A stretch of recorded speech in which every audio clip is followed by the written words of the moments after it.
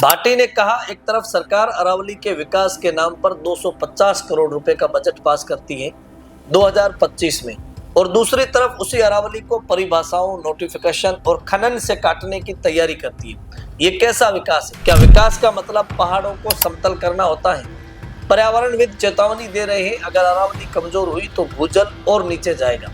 Delhi NCR में प्रदूषण और बढ़ेगा। अरावली ये सिर्फ पहाड़ों की एक श्रृंखला नहीं, ये उत्तर भारत की सांसों का कवच है। करीब 2 अरब साल पुरानी अरावली पर्वतमाला दिल्ली एनसीआर से लेकर राजस्थान तक रेगिस्तान को रोकने की दीवार है, भूजल को बचाने की मशीन है और प्रदूषण के खिलाफ एक प्राकृतिक सुरक्षा कवच। नमस्कार, मैं हयात कलीम मेहर और आप देख रहे हैं द बवाल। लेकिन आज यही अरावली नीतियों, माफियाओं और कॉरपोरेट लालच के बीच दम तोड़ती नजर आ रही है।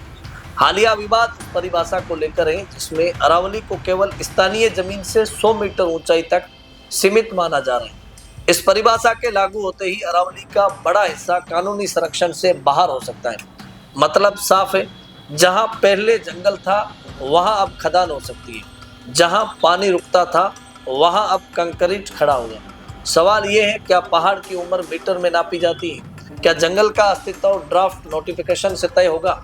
शिव विधायक रविंद्र सिंह भाटी विधानसभा के भीतर और बाहर सरकार को जमकर घेर रहे हैं कि पहले ओरण, गोचर, फिर खेजड़ी और अब अरावली। आखिर एक अडानी के लिए सरकार 125 करोड़ भारतीयों का भविष्य क्यों अंधेरे में डाल रही है? भाटी ने कहा, एक तरफ सरकार अरावली के विकास के नाम पर 250 करोड़ रुपए का बजट पास करती है 2025 में, और दूसरी तरफ उसी अरावली को परिभाषाओं, नोटिफिकेशन और खनन से काटने की तैयारी करती है। ये कैसा विकास है?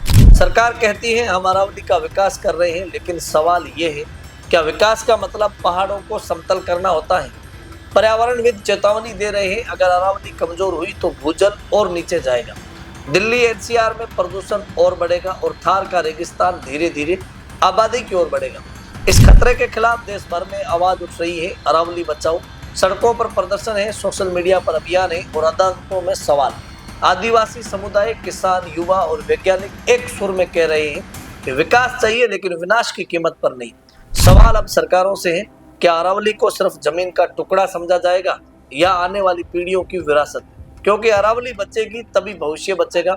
आज अरावली बचाने की लड़ाई असल में आपकी सांस, आपके पानी और आपके बच्चों के भविष्य की लड़ाई है। क्योंकि जब पहाड़ चुपचाप काटे जाते हैं तो शोर हमारी जिंदगी में मचता है।